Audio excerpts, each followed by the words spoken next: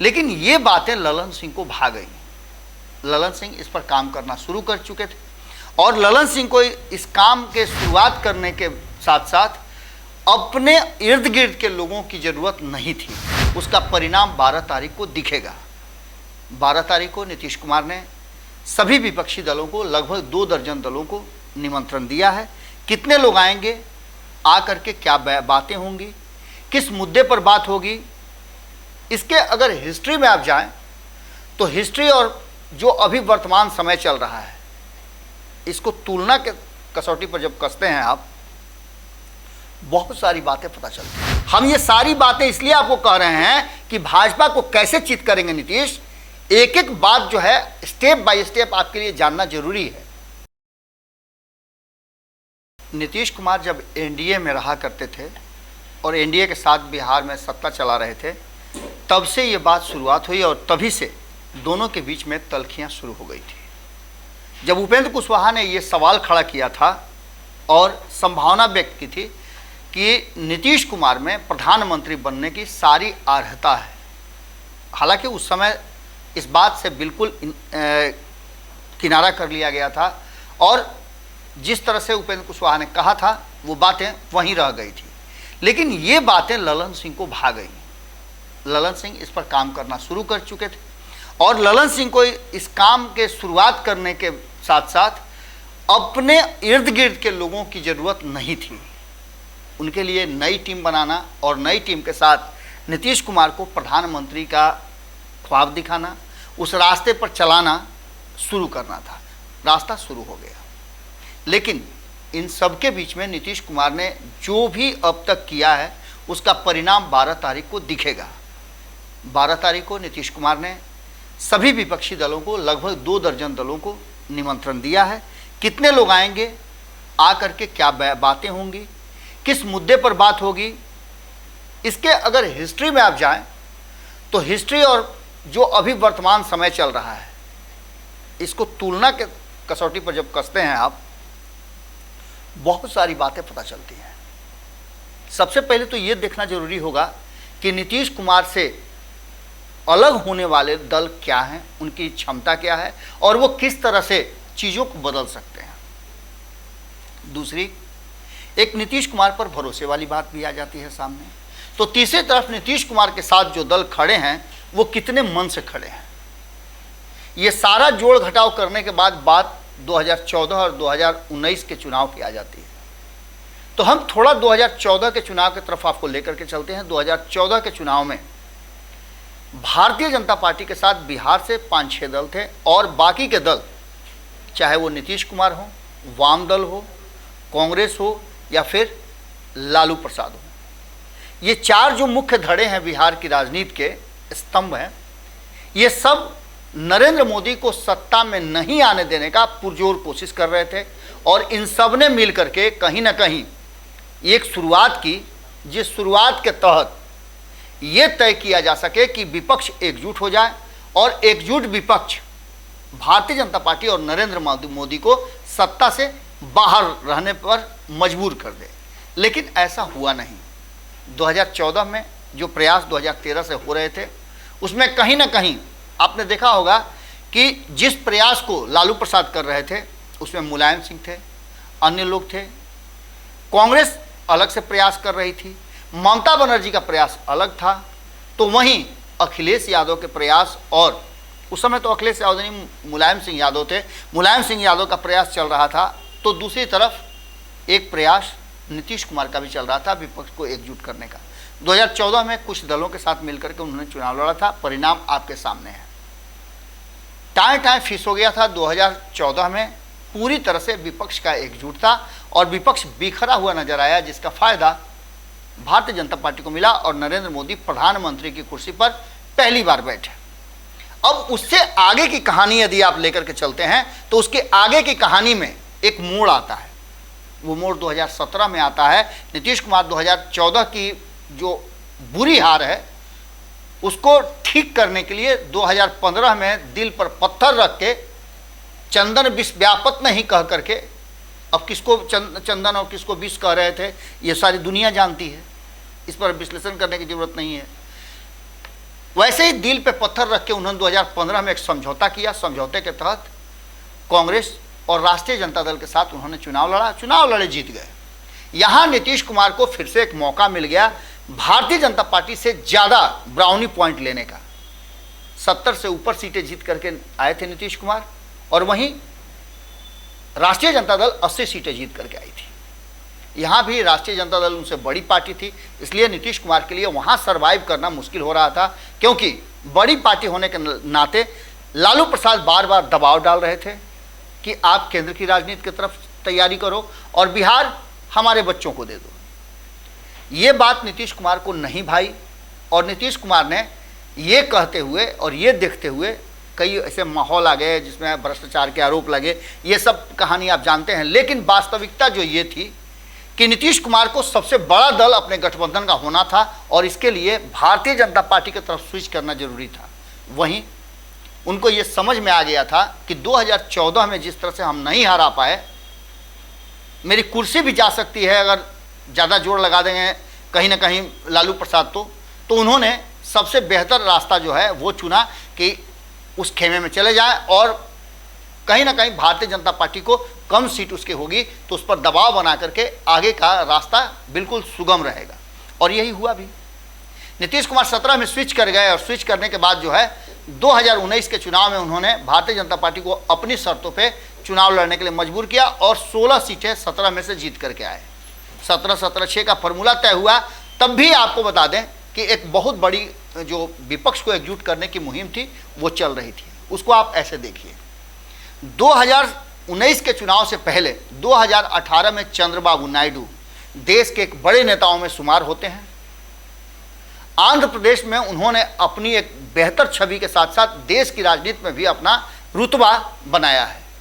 2018 में एनडीए से बाहर होने के बाद उन्होंने 2019 में भारतीय जनता पार्टी को सत्ता में नहीं आए, इसके लिए बहुत ज़बरदस्त तैयारी की।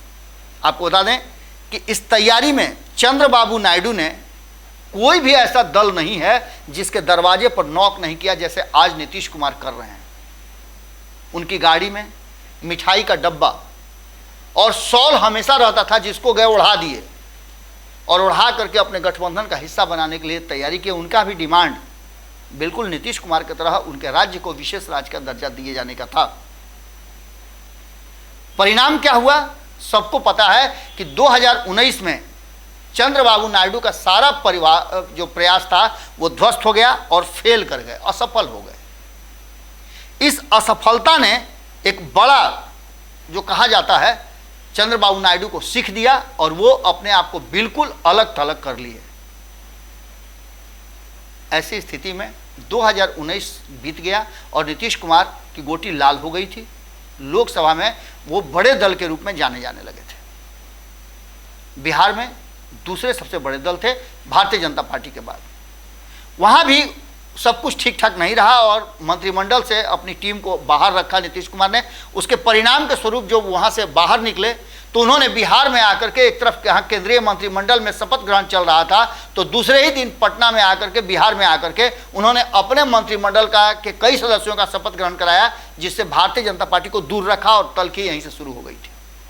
लेकिन 2020 का चुनाव लड़ना था। नीतीश कुमार को पता था कि 2020 के चुनाव से पहले स्विच करना उनके लिए मुश्किल होगा। परिणाम के बाद चीज़ें उनके अगर पक्ष में रही तो बातें बदल सकती हैं, और यही हुआ। भारतीय जनता पार्टी के साथ रह करके सत्ता में तो पहुंच गए, लेकिन यहाँ 2020 में जो नीतीश कुमार की हालत हुई वो बद से बदतर हो गई। 43 सीटें जीत करके आए और इसमें कई तरह के झमेले खड़ा हुए। उसके बाद की कहानी आप जानते हैं। नीतीश कुमार, हमने तब भी कहा था कि नीतीश कुमार अब इस गठबंधन में नहीं रहेंगे, जैसा कि हमने 2015 में भी कहा था। इस गठबंधन में नहीं रहेंगे, उसके पीछे का कारण आप समझ ही रहे हैं। उसके पीछे का कारण था कि नीतीश कुमार को फिर से अपने दम पर सरकार बनानी थी। ये तो कृपा पर बने हुए थे। अब इसके लिए उनको रास्ता सूझा फिर से महागठबंधन की तरफ स्विच करना, और स्विच कर गए।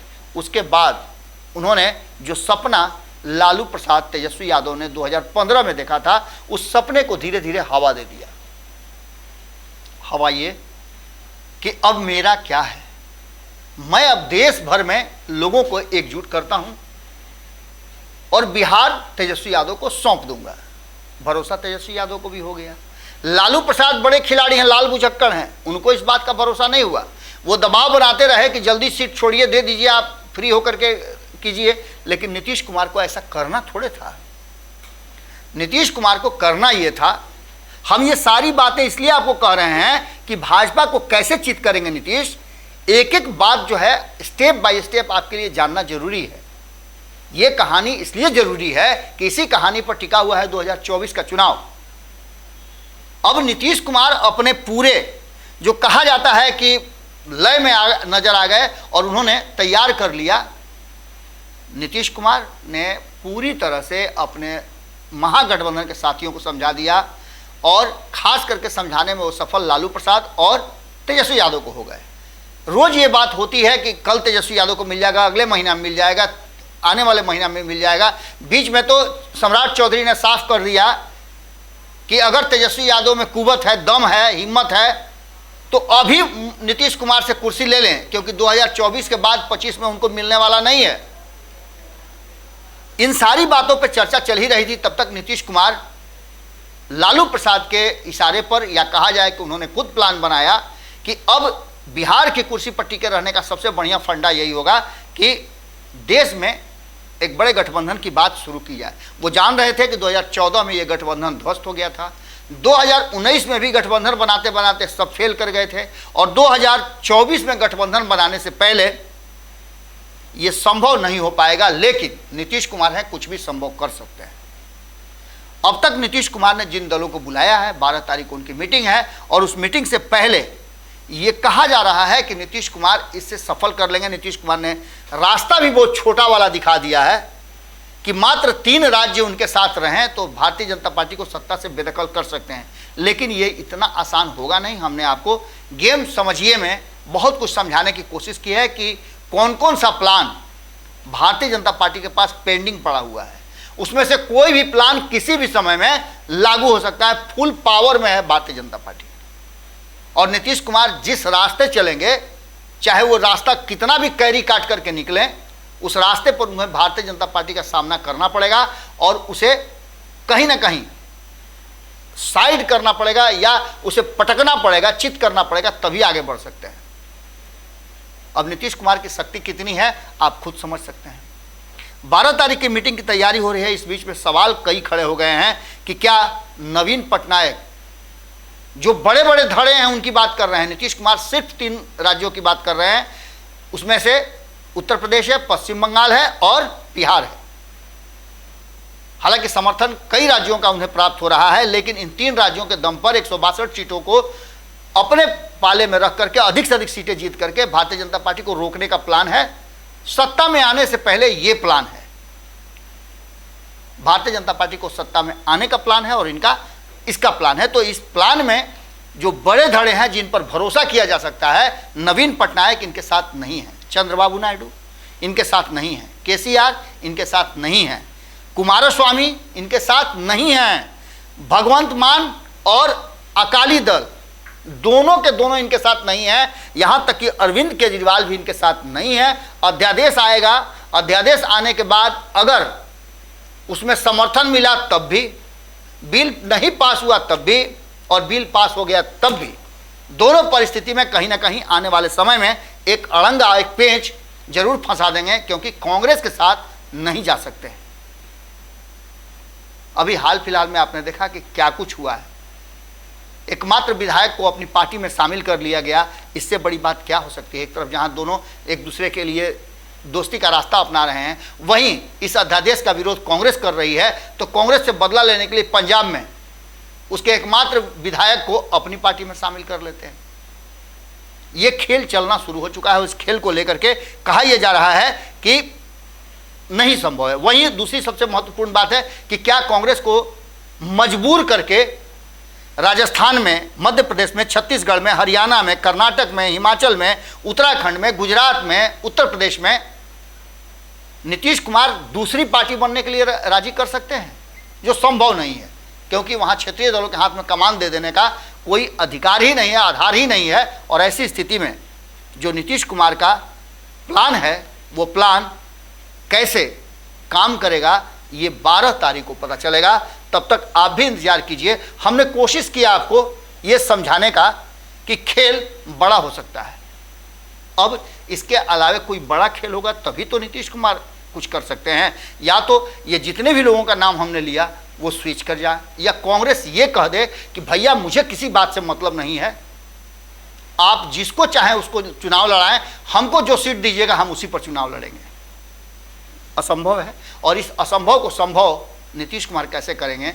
भारतीय जनता पार्टी भी इंतजार कर रही है, हमें भी इंतजार है, और खास करके उन सभी लोगों को इंतजार होना चाहिए जो नीतीश कुमार को प्रधानमंत्री के रूप में देखना चाहते हैं। खेल बड़ा होगा में हम आपसे यहीं विदा लेते हैं। बाकी की खबरें भारत लाइव पर जारी रहेंगी। वीडियो पसंद आई और वह बिहार के राजनीति और बिहारियत से सरोकार रखेनी तो सब्सक्राइब बटन दबा के चैनल के सब्सक्राइब कर ली। ओजे एगो घंटी बा, ओकरा बटन दबा देला से कुल सटीक और मारक खबर रुआ मुफ्त में मिल जाई। अगर रुआ पत्रकारिता के हमनी के नया प्रयोग में सहयोग कर चाहतानी तो ज्वाइन बटन दबा दी। पेटीएम नंबर नोट कर ली 9386816700। धन्यवाद।